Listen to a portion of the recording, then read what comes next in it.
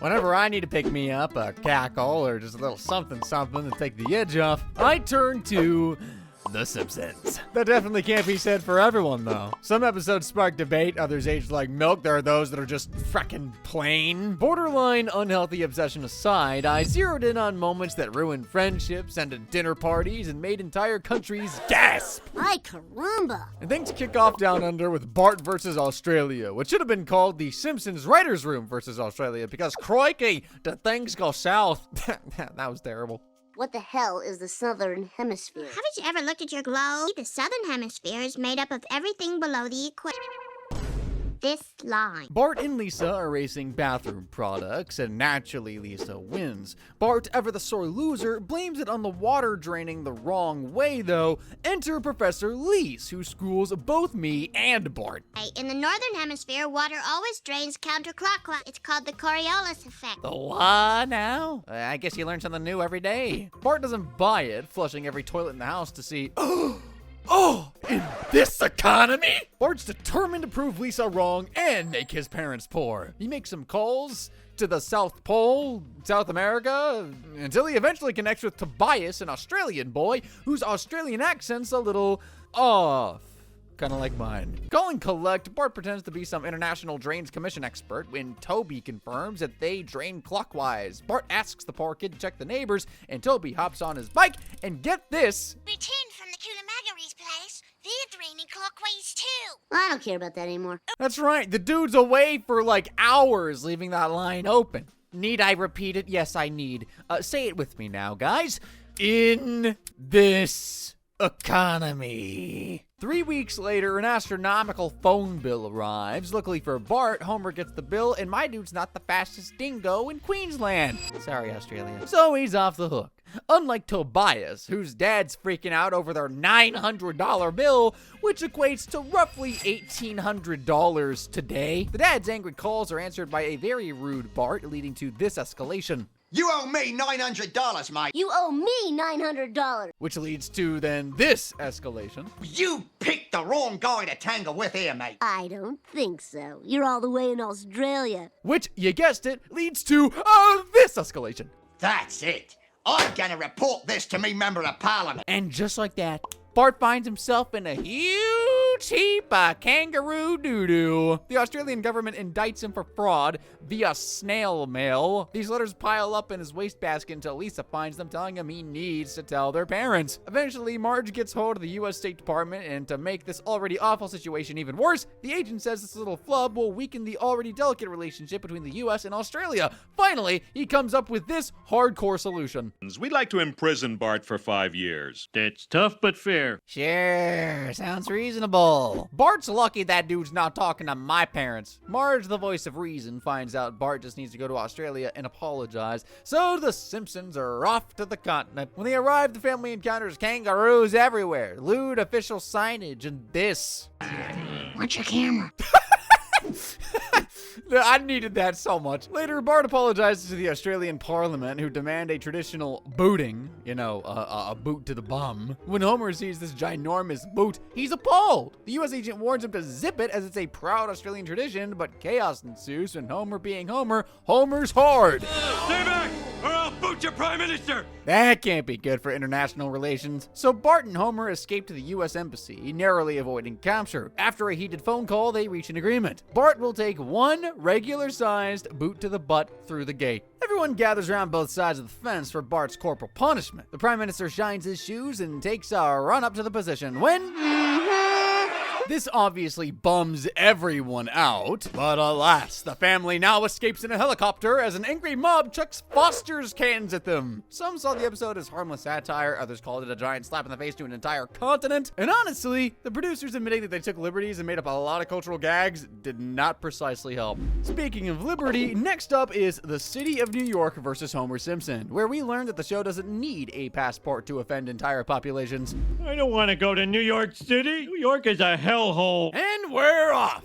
Mo introduces a new rule because the bar's regulars are responsible for 91% of Springfield's traffic accidents. So for safety, they've all got to draw eggs from the jar to choose a designated driver. Barney, as in the town drunk Barney, draws the black egg. His friends party hard while he resists, and it's looking rough already. Matters do get worse as he wins a Duff promo contest at the absolute worst time possible. I'm entirely convinced he's gonna fold when this happens. I've got Duff extra cold for Barney. I don't know if I would have been able to hold back there, but my boy Barney stays true to his word. Later, he drives his very drunk friends home, and it's clear that 6 hours sober was way more than the guy could handle. Flash forward 2 months, and Homer's putting up wanted posters for both his car and Barney, who arrives in the trunk of a limo, drinking from a bottle of champagne. Why am I not surprised he's been blacked out this whole time? Where's my car? All I remember about the last 2 months is giving a guest lecture at Villanova. Glad I'm not the only one pissed here. But still, Homer can't hit him harder than the hangover headed his way. As homie tries to build a makeshift vehicle, he receives a letter from New York City where his car's parked. Apparently, he's got to fetch his wheels within 72 hours or it'll be swimming with the fishies in the East River. Homer reluctantly agrees to go to New York, but remembers this disastrous trip he had.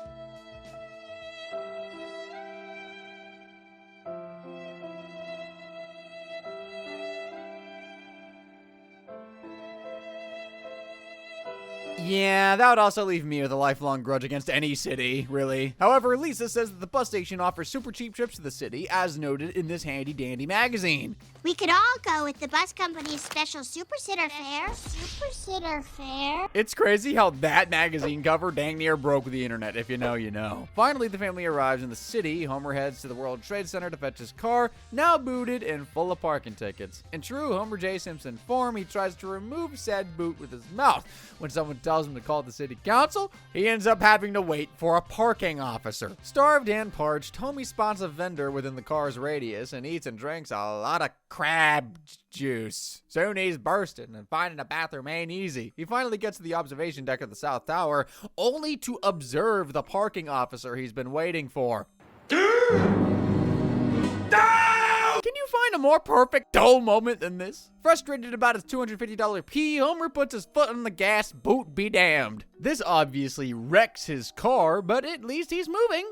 Very, very slowly, causing a traffic jam until he tricks a construction worker into leaving his jackhammer unattended. He gets rid of the boot in like 86% of his car, but he's free. Homer speeds to Central Park to get his family. They all climb in, and as they drive off, this happens. Can we come back next year, Dad? We'll see. I guess Homer in New York City's bad blood didn't end in the 70s. After 9/11, this was banned in some areas because of its focus on the Twin Towers and re-edited in others. The satire of New York as a chaotic, crime-filled mess didn't sit well either, clashing with the city's post-9/11 unity. But for these guys, controversy is a global game. Next, we go from the East Coast to the Far East. Goo Goo Guy Pan set off with good intentions, but landed on some bad actions that didn't quite receive everyone's stamp of approval. A Buddha statue? We cannot leave it outside. It is bad feng shui. I thought that was just a trick to sell crappy end tables to the West. We kick it off with Mr. Burns behind the wheel and Selma riding shotgun? What fever dream am I experiencing right now? Well, it turns out it's not a dream, it's a driving test. He's trying to renew his license, which expired in 1909. As they drive, Selma starts experiencing intense hot flashes, causing the two to crash. Later, at the hospital, Dr. Hibbert tells her that she's experiencing symptoms of menopause, meaning she can't have children anymore. And as you can imagine, Selma does not take this well.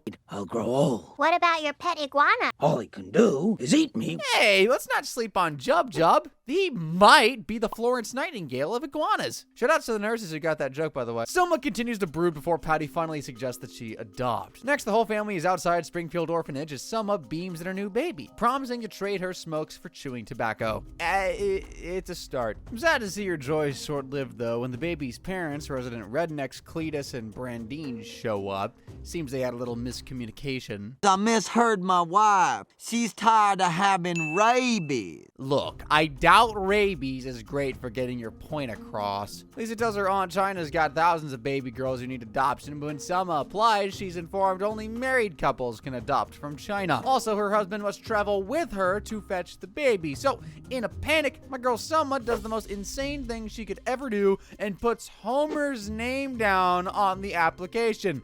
I have a feeling things are gonna get weird, to say the least. Homer Simpson is my whole world.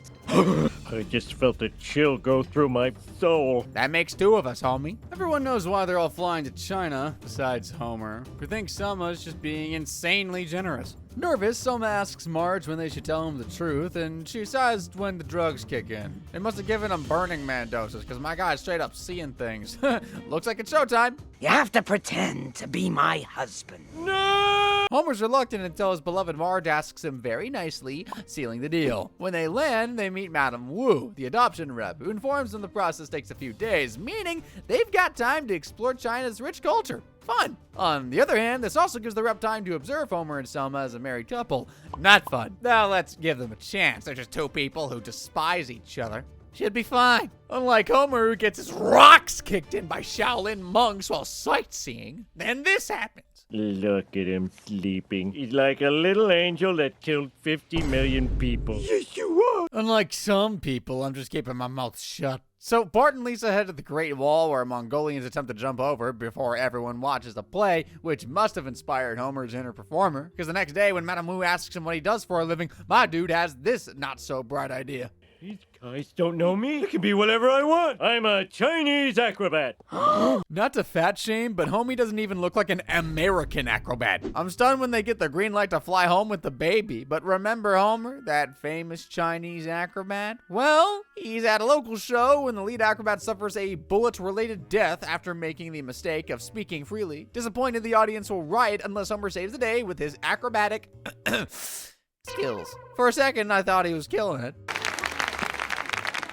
And by killing it, I mean his chance at ever walking again. At the hospital, Selma finally introduces her daughter, Ling. Marge is so proud of Homer that she can't keep her hands off him when they're alone. Tragically, Madame Wu catches this canoodling and takes Ling away, forcing the gang to cook up a plan to smuggle Ling out of China. Just put this hook in his nostril and pull. See? My boy may not have the grace of an acrobat, but he's got the body of a god. Buddha. My nose hurts. Nah, it hurts watching him get dragged by that hook, but Homer powers through, rescues Ling, and sets off their chaotic escape. They're intercepted by Madame Wu in a tank in Tiananmen Square. This is moving way too fast for me. However, Selma, as a DMV agent, sees Madame Wu and tries to appeal to her cold, bureaucratic heart. But there's a greater joy in bending the rules to help someone who thinks all hope is gone.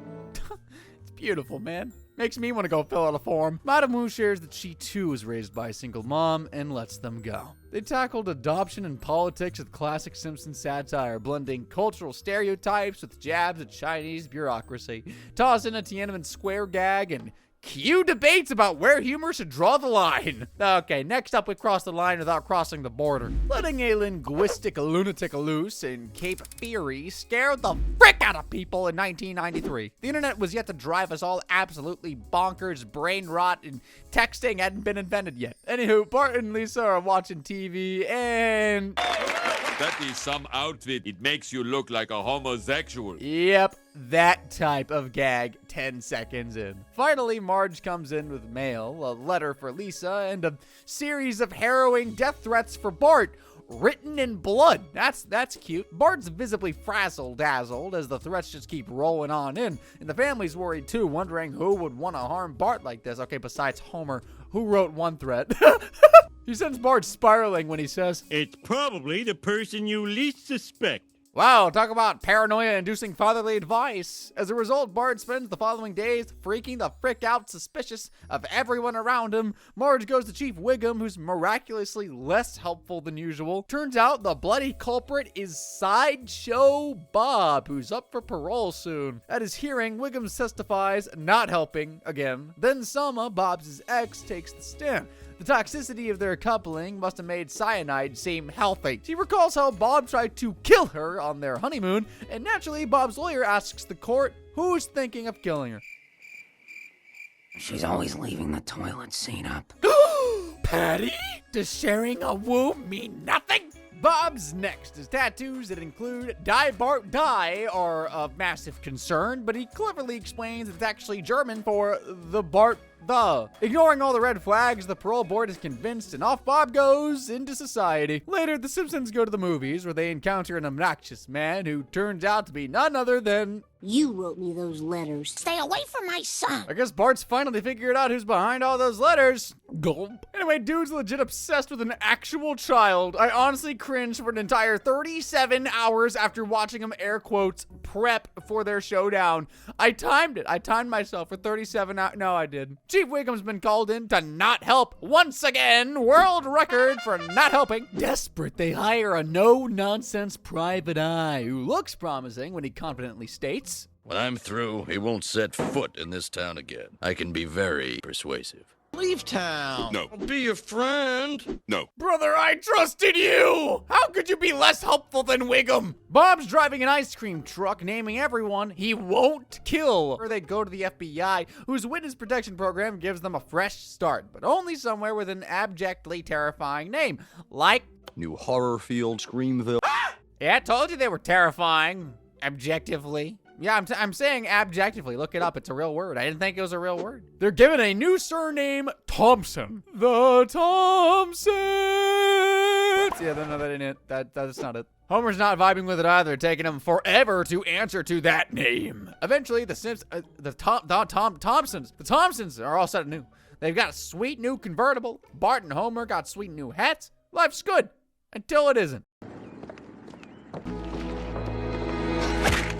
A stowaway. Looks like old Bob's tagged along for the ride. Sick obsession or not, someone's gotta put the terror in Terror Lake. The family settles into a houseboat, which they're low-key into. Bob is less of a fan, though, as the boat only further worsens his already awful stalking prowess. It gets to the point that he ruins his big scary reveal to his child nemesis by getting run over. First by a car, then a marching band. Bro even gets trampled by elephants, allowing Bart to run and tell his folks. One of them is helpful, and the other one is Homer Thompson, whose intentions are pure despite his actions being questionable. Bart confesses that he's feeling on edge and asks his dad to take it easy on the crazy antics for once. For a second, I think Homer gets him, but... I'm sorry, boy. Bart, do you want to see my new chainsaw and hockey mask? Hey, I said a second. 1 second, all right? Technically, not wrong. Bob, can we get an instant replay? The editor's name isn't Bob. Later, the actual Bob sneaks aboard the houseboat and cuts the rope, sending them floating down the lake. Finally, he barges into Bart's room. The boy calls for help, but Bob's tied his family up. He tries to escape, but realizes he's stuck. In an excruciatingly tense moment, Bob offers him a last request. Bart uses flattery to stall the psychopath by asking Bob to sing the entire score of HMS Pinafore, an opera Bob performs elaborately, even changing outfits mid-performance. His crescendo of killing Bart, however, comes to an abrupt halt. Hold it right there, Sideshow Bob. You're under arrest. Your eyes are fine. That is in fact Wiggum being helpful by arresting Sideshow Bob and putting an end to this Thompson BS. The Simpsons are back, baby! Looking back, this episode is really the show at its best, but pushing the envelope's never easy, and one filled with blood-scrawled threats to a child was a tough sell for a cartoon back then. The Nazi gag also didn't help matters much, earning a German ban. Killing kids never ages gracefully, unlike smoking pot, which went from dope to dope in recent years, meaning that Weekend at Burnsies blazed through the controversy and came out on top, red-eyed and ready to roll. You know what they say about the medicinal nature of laughter. Man, I don't do drugs. For your eyes, the best tonic is chronic. An unsettling experience with genetically modified food inspires Marge to plant her own garden, but my girl faces some hurdles. First, crows rock up and eat the seeds that she's planted. Not phased, though, she built a scarecrow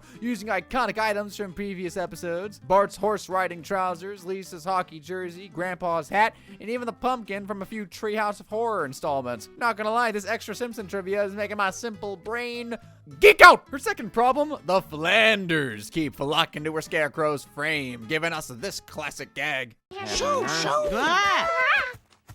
Heaven and earth, where were we? Oh, now I'm lost. Yes, Ned, you are lost. That ain't your yard, man! She fixes her Christian and Crow concerns, but not for long. Later, when Homer gets home, the darkness combined with his bird brain makes the Scarecrow look like a scrawny man. He destroys the Crows' biggest foe, resulting in their unwavering devotion. Homer takes on the mantle of King of the Crows, which comes with some sweet perks. Now go do my bidding.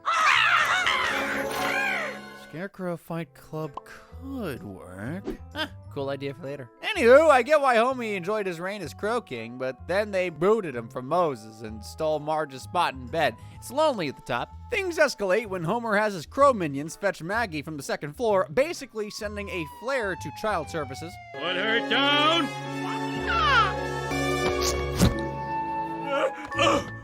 Talk about insolent. I guess these goth birds ain't no glazing Oompa Loompas. Fuming, Homer attempts to assert dominance, triggering a feathery rebellion. He ends up getting pecked into the emergency room, meaning Dr. Hibbert's gonna put some stitches in his eyes, and I won't lie, it looks agonizing. The good doctor prescribes medical marijuana to help him cope, but Homer's hesitant. But hey, doctor's orders are doctor's orders. Plus, that wizard bong looks pretty freaky. Back home, Homer lights up a Jay the Devil's Lettuce.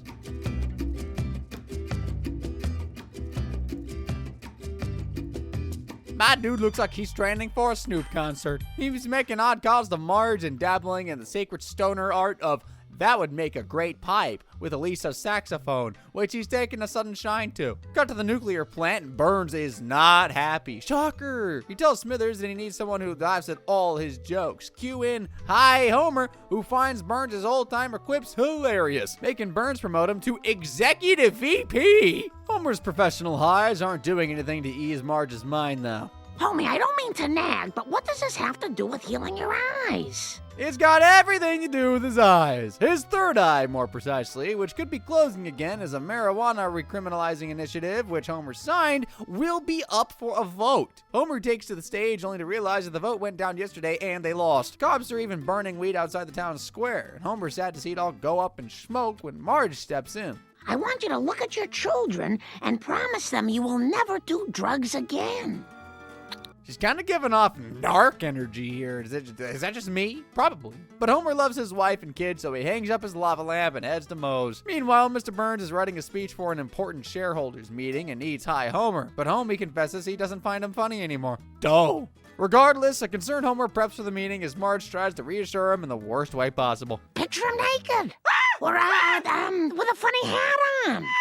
I doubt any drug could fix that. Flash forward to Burns' house where his speech isn't tickling any funny bones anymore. Burns doesn't take too kindly to this, leaving the room in a huff. Speaking of, Homer's got a joint stash that he and Smithers partake in. They get lost in stoner chatter until Smithers realizes that Burns has been in the tub too long. Homer freaks out when they find him dead, but Smithers' Wall Street game is on point as he devises this scheme. Mr. Burns, may we skip your speech and go directly to the questions? Now that's a corporate puppet. Luckily, the movement causes Burns' heart to start beating again, saving the company from a financial disaster. When it aired, this episode lit up debates on responsible portrayals of drug use. While Homer never tokes on screen, his stoner antics were enough to get this censored in the UK and rated M in Australia. In this next episode, though, the show swapped Hi Homer for something more grounded and home-based. In Little Big Mom, a broken leg nearly becomes a broken home, mostly due to the boys being brains. Use your brains to help us. The episode starts with the usual, Homer and the kids watching TV. Marge is in full stealth mode, though, trying to get rid of the old junk the family refuses to throw away. Unfortunately, her cover's blown. Homer and the kids protest, and to prove her point, Marge whips out a set of skis Homer bought in 1998, but is never used. I'm not amazed, but this only inspires Homer to take the family on a ski trip. After an uncomfortable brush with heights in the cable car, Marge decides that she ain't feeling this whole skiing thing and decides to chill at the lodge. Her reason being, skiing fanny first into a crevasse isn't my idea of fun. Talk about comedic timing. See, because it's a clock.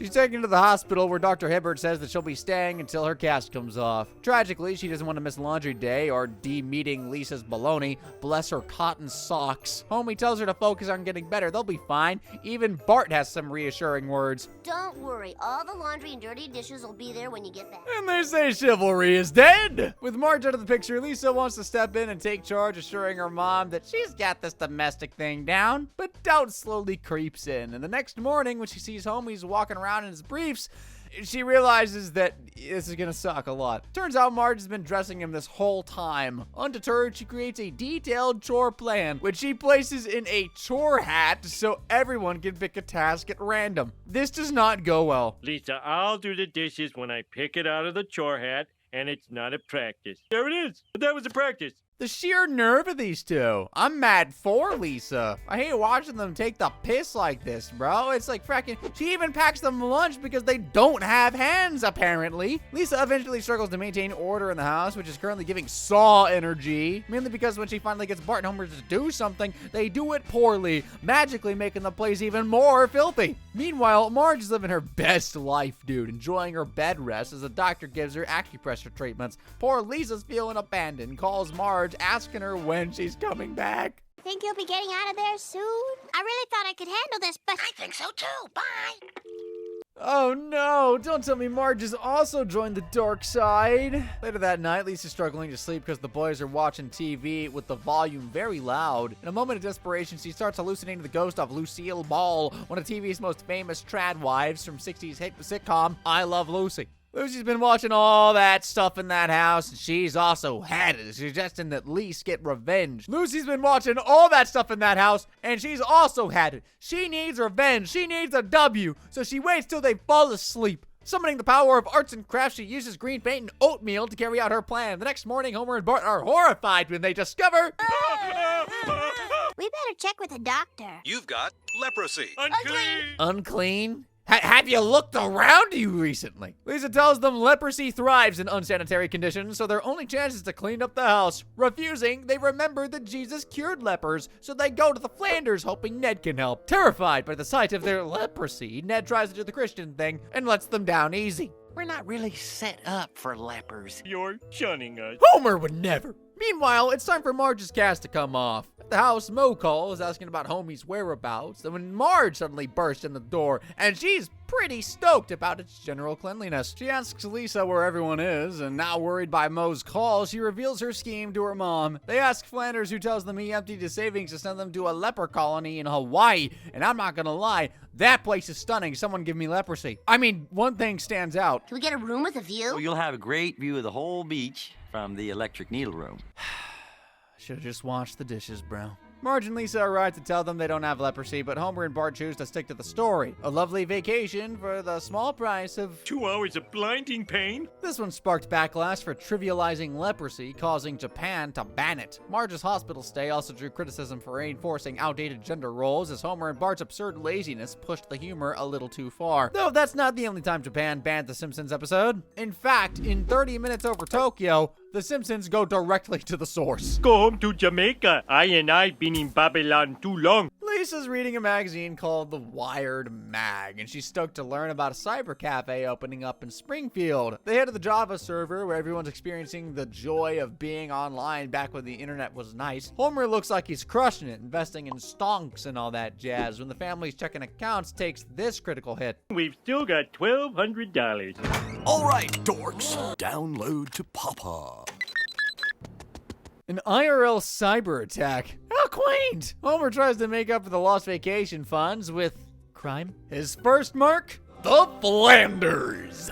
Shocker. Ned catches him yellow-handed. Homie's lucky Ned decides to teach rather than to tattle, dragging him to a seminar instead of a cell. Eventually, Homer takes Marge to the saving seminar, where the speaker shares some niche cost-saving tips like buying tuxes people died in and getting deals on pea-soaked yachts. His mantra is, Come on, let me hear you. Squeeze every penny. Hey, I squeezed so hard it went into my hand. Too literal, bud. I'm just chuffed to see Homer grasp an idea. A penny for his thoughts, perhaps. Sorry. After hitting the 33-cent store, they break their piggy bank open, checking their vacation fund progress. They're a bit short, but Marge squeeze every penny. Simpson flexes some frugal financial finesse. I meant to say finesse, but we roll with it. Obedience says you can fly mega cheap if you don't care where you go. That's right. Are you going through our garbage? That's right. Now it's mine. Call me picky, but I wouldn't take travel advice from the guy eating my trash. Guess the Simpsons are built different, I suppose. At the airport, there's an announcement for 4 seats to Tokyo, but Ned and Co. are ahead of them in line, so they steal a golf cart, not letting small things like basic human decency get in their way. Homer's not impressed, giving the worst reason. If we want to see Japanese people, we could have gone to the zoo.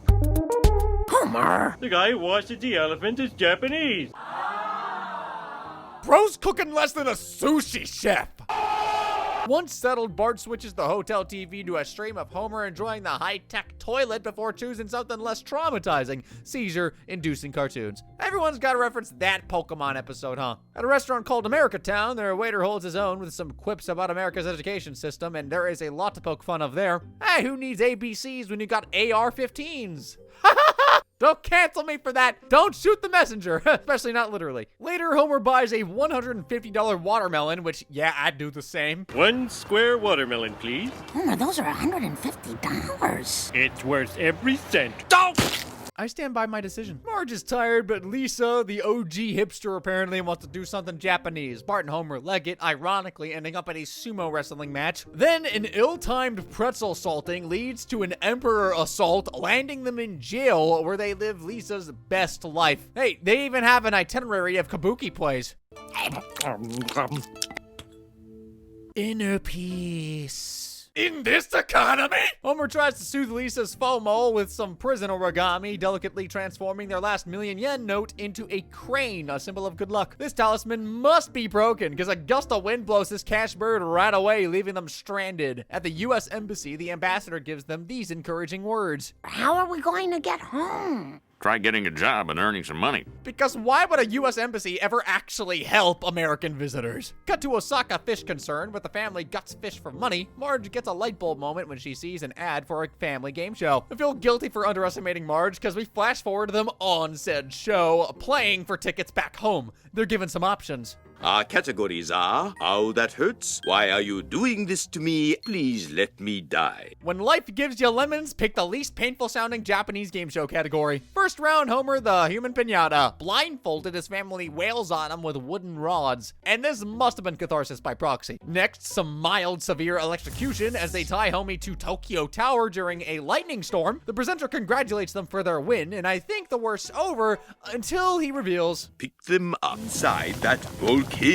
Who hurt you? So they embark on a long hike. At the top, they find a rickety bridge over bubbling hot lava. Their ticket sitting right in the middle. Being the lightest, Lisa tries to cross. She gets the ticket, but as she hits back, the presenter collapses the bridge. Marge rushes to help, but also gets trapped, as do Homer and Bart, who follow. And I gotta say, things are looking pretty perilous. Marge, your shoe!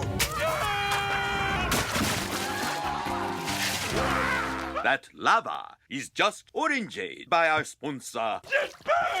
Wait, he loves inhaling molten rock? Safe space, no judgment, just questions and concerns and confusion. My heart freezes until I realize the lava's just wasabi orange soda, restarting when they finally get their tickets. I'm beaming with pride when a livid Homer grabs the mic and just spits these truth bombs. Game shows aren't about cruelty. You lost your way. Homer, the moral compass. Not on my bingo card. Exhausted, they take off for Springfield, sleeping through a Godzilla attack. From absurd game shows to riffing on the infamous Pokemon seizure incident and running on stereotypes, naturally, Japan was not amused. Again, banning it then. And now on Disney Plus Japan. Even South Korea felt some type of way, only airing it in 2007. I'm stunned that the Simpsons can still book international flights, but hey, they're off again. This time heading south to Brazil in Blame It On Lisa. Call me a dummy, but it took this entry for my sleep-deprived brain to finally click that these guys will never learn. The Simpsons are going to Brazil. Homer and Bart are watching Itchy and Scratchy when Marge fills them in on an insanely high phone bill, hundreds of dollars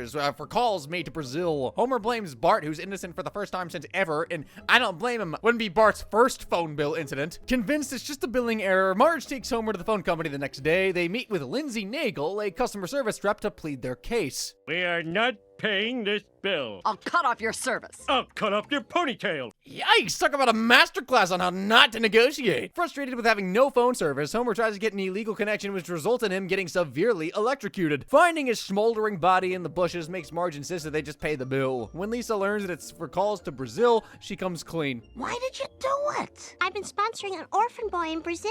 Okay, that's pretty wholesome. I can't think of anything more Lisa, really. She reveals that Ronaldo, the boy she's sponsoring, wrote her every month before abruptly stopping. Worried, she called the orphanage, who said he disappeared. They spent hours pressuring her for donations, running up the phone bill, and turns out you can't hang up on nuns. Lisa shows them a video Ronaldo sent her after her first donation. Here, he thanks her for his new shoes and a new door for the orphanage. Touched, the family decides to go find Ronaldo, leaving Maggie with Patty and Selma. On the flight, Lisa gives Homie some travel tips. Only drink bottled water, don't get into an unlicensed taxi, And remember, they have winter during our summer. So it's opposite land. So hot snow falls up? Yes. Woohoo! Hey, he's not the brightest, but he does have a wild imagination. Meanwhile, Bart learns Spanish, which would be great if Brazilians didn't speak Portuguese. When they finally arrive in Rio de Janeiro, they learn that you can travel anywhere in the city via conga line. How convenient and uncomfortably stereotypical. At the hotel, Bart discovers a raunchy kid show called Teleboobies. Marge is not happy. He and Homer find some weird hats in the room, put them on, and start dancing all over the place until Lisa hits them with this little reminder. Ronaldo is waiting to be found. Is she right?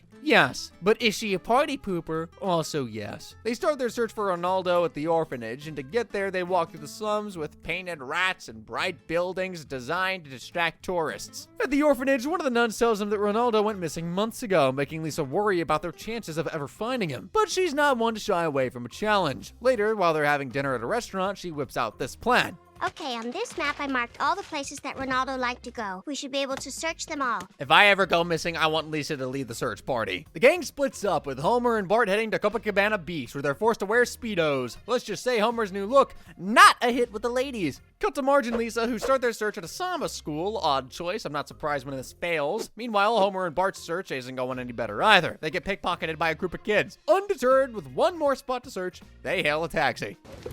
I'm afraid that this is a kidnapping. Ah, the time before Uber. Homer's so busy celebrating the free cab fare that he doesn't see Bart escape. What's worse, the fake cab driver takes him to the rainforest. Bart arrives at the hotel and just calmly switches the TV on. Like, dude, what? Only when Marge asks where his dad is does he tell them Homer's been kidnapped. Marge then goes to the police, who just don't believe her for some reason. Meanwhile, back in the rainforest, Homer manages to call Marge, telling her that the kidnappers demand $50,000. A high sum compared to what the family managed to scrape together. We have $1,200. That'll buy you one of my legs or something they call a mystery bag. Is it actually a mystery bag if they know it's just pieces of Homer? Shocker, the kidnappers aren't happy. He then makes a call to Mr. Burns, who says he'll advance the cash and just have him work it off. Homer flat out refuses and calls Moe, who ends up asking him for 50 grand. He agrees, then calls Flanders asking for 100 grand. Unfortunately, Ned can't help and offers to pray for him. Elsewhere, Marge and the kids are walking through a carnival, sad but trying to be festive. Bart notices the stripper from his kids show when out of the blue, or pink bird to be exact, this happens.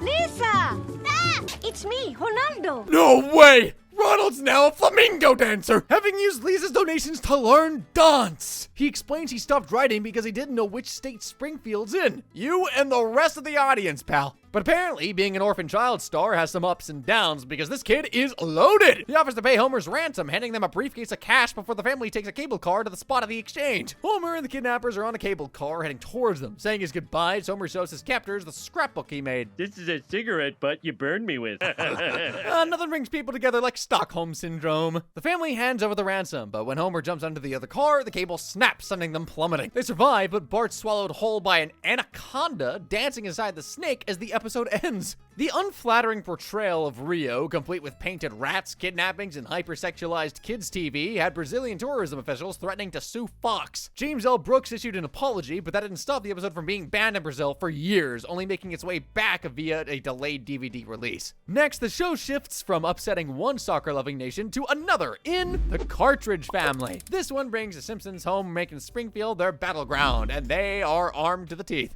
But surely you can't put a price on your family's lives. I wouldn't have thought so either, but here we are. Kick off with Bart and Lisa convincing Homer to take them to a soccer match between Mexico and Portugal. Cut to Springfield Stadium, where the gang watches a game of footy. A sport Americans, about 99.99999% of the crowd, don't quite take to. Sideshow Mel can no longer bear the boredom, so he gets up to go. Moe pushes in front of him before putting Flanders in a headlock for trying to keep the peace. Skinner says, "That's not called for." Then Lenny tells him to shut it as Flanders and Moe tumble through Skinner, rolling the fight into the aisle, where this really sets things off.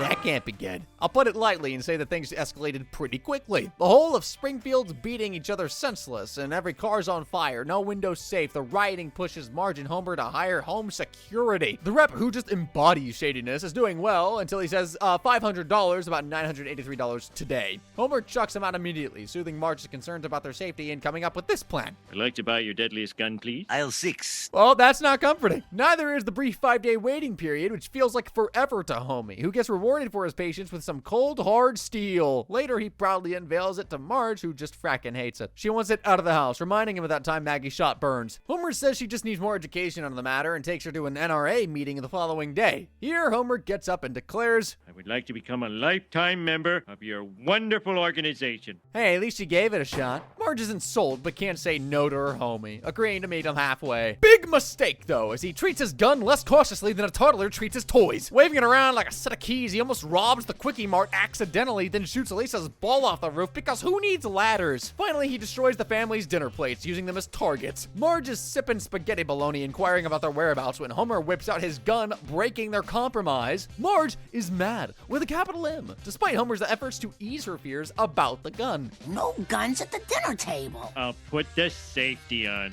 Yet another not reassuring sentence. Marge begs Homer to get rid of the gun for her and the kids, and thankfully he yields and agrees with her. Or does he? Because not long after that heartfelt exchange, Bart and Milhouse find it in the vegetable crisper. And so, kids being kids, the boys play a dangerous game of William Tell. When Marge comes home to find Bart pointing a gun at an apple in Milhouse's mouth, she finally loses her mind. Of all things you've ever done in your life, this is the worst. Come on, that's not fair. We all know he's done far worse things. She takes the kids and leaves, vowing to not return until Homer gets rid of that thing. He holds his ground, even doubling down by hosting an NRA meeting. Here he uses his gun as a can opener, shocking everyone. Then he ups the ante by using it to switch on the TV. His recklessness horrifies the group into giving him this lecture. Guns aren't toys. I never thought I'd say this, but Krusty's stance is quite morally sound. His membership card's shredded, and he's told to leave the meeting as he's no longer an NRA member. Later, Homer's walking around the house shooting the lights off when he has a rare light bulb moment, realizing that his gun has cost him everything: his wife,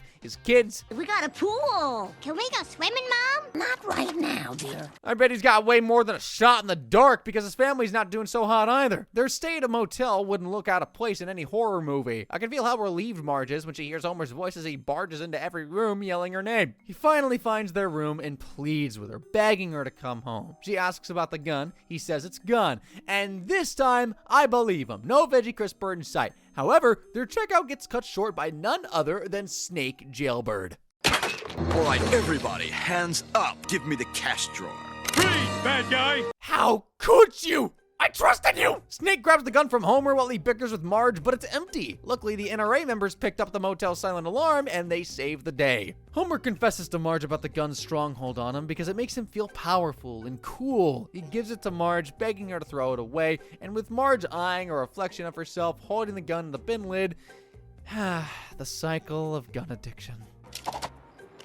Here the show takes an aim at gun culture, a loaded topic in the United States, pun not intended. Some critics felt it misfired, and the NRA wasn't impressed. The UK banned it for the soccer riot and overzealous gunplay, only airing it later with Marge's ending tweaked to suggest that she ditched the gun. Next, the Simpsons checked out of the gun debate and checked into a mental asylum with Stark Raving Dad, a classic satire of the film One Flew Over a Cuckoo's Nest. And let me just say that things get a little cuckoo in this one for sure. This isn't fair! How can you tell who's sane and who's insane? Well, we have a very simple method. Things start off pretty sound enough. Lisa tells Bart that her 8th birthday is coming up, and when she says that he's disappointed her every other birthday, he promises, no, this time will be different. At breakfast, Homer's in full panic mode because all of his work shirts accidentally turned pink when they were washed with Bart's red cap. So he's forced to wear a pink shirt to work, and I guess this was a big deal in 1991 because everyone is making fun of him. Eventually, things take a somewhat dark turn after Mr. Burns spots him, seeing the shirt as a symbol of rebellion. Drop that donut. Let's go, Pinky. My son just threw his red hat in with the white laundry. Wait, can your boss do this to you? Dissatisfied with finding nothing during what I'd call too many cavity searches on Homer, Burns orders a psychological evaluation. They give poor homie a take-home personality test to fill out. That evening, he tries to get Marge to fill out for him, but she's too ethical. Darn! Then he goes to Lisa, who will only do it if he listens to her poem, so that doesn't work either. Finally, he turns to someone with no morals or poems. Bart. He agrees, asking his dad some of the questions on the form. Do you wet your pants? Yes. Dude should have just sat back and enjoyed some prose, man.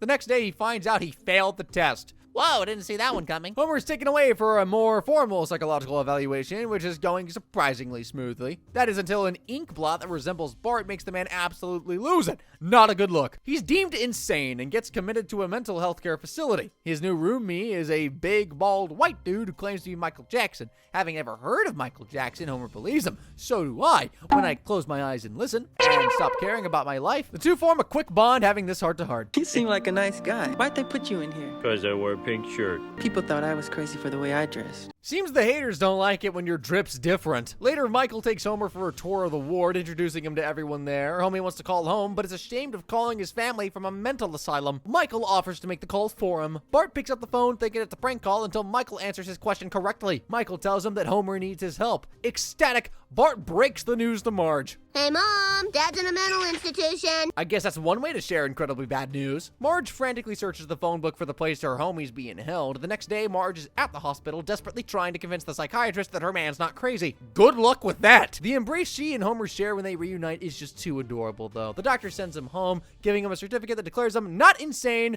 Sounds very official, by the way. As he says his goodbyes, he finds out that the dude's there voluntarily. Homer invites him to spend the night at their home, where poor Lisa is having the most depressing 8th birthday of her entire life. Happy birthday to me. Homer calls Bart to tell him he's coming home with Michael. He asks him to prepare beer and meats, but Michael tells him that he doesn't drink nor eat meat. He then tells Bart to solemnly swear that he won't tell a soul about Michael's visit, and naturally, Bart is now convinced he'll be hosting the real Michael Jackson. Can you keep a secret? No. Oh, well, who cares? Michael Jackson is coming to my house. Ladies and gentlemen, a new promise-breaking record. 3 seconds is all my boy can handle. The news spreads like wildfire, creating a media storm with Mayor Quimby setting up a podium on their lawn. The crowd disperses when they realize the Michael Jackson they were excited for is just some overweight white guy. Everyone's disappointed in Bart, but none more than Lisa. When he admits that he forgot to buy her a present, she is shattered, penning this letter to him. Dear Bart, we are now brother and sister in name only. Yeah, that is very sternly worded. Michael overhears her and encourages Bart to make amends by writing a song for Lisa, telling him to get in touch with his true feelings about her. And so the two work together to create a song. In the morning, Michael pushes the piano into Marge's room and wake up the birthday girl for this world premiere of Happy Birthday, Lisa. Lisa, it's your birthday. It is quite the bop, I must admit. Touched, Lisa jumps out of bed and hugs Bart, saying that's the best birthday present she's ever gotten. She's got a point, because that song really does go hard. Decades later, and it's still stuck in my head all the time. Finally, on his way out, Michael's voice changes, revealing he's actually Leon Kompowski, a bricklayer from New Jersey. He explains that adopting Michael Jackson's persona helped him find happiness by spreading joy. This one's infamous for its guest star, Michael Jackson, who voiced Leon Kompowski under the pseudonym John J. Smith. Though Jackson didn't perform the singing, his involvement became the focal point of controversy after Leaving Neverland reignited his essay allegations. Some fan called its 2019 removal censorship, but James L. Brooks stood firm, calling it a moral decision. Now, trading a moral stand for something far less noble, let's talk election rigging in E Pluribus Wigum, where an extravagant display of gluttony sets things off to an explosive start in a somewhat wholesome end. Homer, Lenny, and Carl have their eyes glued to the car park, waiting for Mr. Burns to go home. He finally drives away, setting them free. On the drive home, Marge reminds Homer that it's the start of the month and his new diet. Freaking out, he bolts to Springfield's fast food boulevard for one last epic binge. Inhaling enough fast food, and I put money on this to make any YouTube mukbanger blush. While clearing out his car, the scene of the crime, he unwittingly ignites mayhem. Talk about killing the thing you love. This dude straight up obliterates Fast Food Boulevard, inciting a town hall meeting, where Springfield's residents demand the street's reconstruction. The most vocal resident being one Homer Simpson, which I find deranged considering. Mayor Quimby is down, moved by Homie's passionate speech. He declares, I hereby move the election up to next Tuesday. It's crazy to see what one incident of overzealous overreacting can achieve. This unexpected move causes presidential candidates and media outlets to swarm Springfield. Heck, even Jon Stewart's in town. News panels, debates, and focus groups are everywhere. Lines have been drawn, even families' lawn sports signs with their chosen candidate, except for one, whose sign reads undecided, causing this very normal reaction. I wonder who that could be. I mean, who else would it be other than the Simpsons? Everyone and their mother flocks to their house for photo ops. Finally fed up, Homer kicks everyone out. Later in Moe's, he finds out that everyone's had it with all the political pandering after a brainstorming sesh filled with some pretty out there ideas. Most unhinged goes to Carl, who wants military dictator like Juan Perón. Glad they went for the way more chill option of voting on the most ridiculous candidate, eventually landing on this new face is now favored by 53% of likely voters. Who needs a front runner with a frontal lobe, right? My boy's Ralph's nomination has Lisa visibly losing it. By that, I mean her faith in democracy, because she's well aware of Ralph's intellect, but Homer and Bart are sold. Turns out being unable to articulate basic political ideas is a no biggie if you've got that adorable Ralph Riz. And he's already a master of the soundbite, from his take on immigration reform, stranger danger, to his disciplined stance on government spending. Well, Hey, I can't say his points aren't reasonable. I'm legit delighted when my boy wins over Republicans and Democrats, both parties officially endorsing and harassing him. Lisa's sick of the charade and shoos them all away, calling them vultures. She finally confronts Ralph about his political career, telling him that they're all using him. He's alone in the line of fire, but my boy Ralph holds his own, surprising her with this rare sign of intelligence. What? Use them to make this country great again. Where's the lie? Exactly! Ralph's sincere desire to unite the country finally wins Lisa over. He picks both parties and they sponsor what I think is the greatest political ad ever made, like ever. However, Carl's joke about Juan Perón and the dirty war did not go down well in Argentina, deeming it insensitive to their dark history of disappearances. Fox Latin America preemptively chose to not air that episode, fearing it would reopen old wounds. Despite this, some networks in the region still broadcasted it, and Fox finally aired it in 2016 after an 8-year hiatus. Many fans also criticized the episode's overly political subject matter. Yeah, fair enough.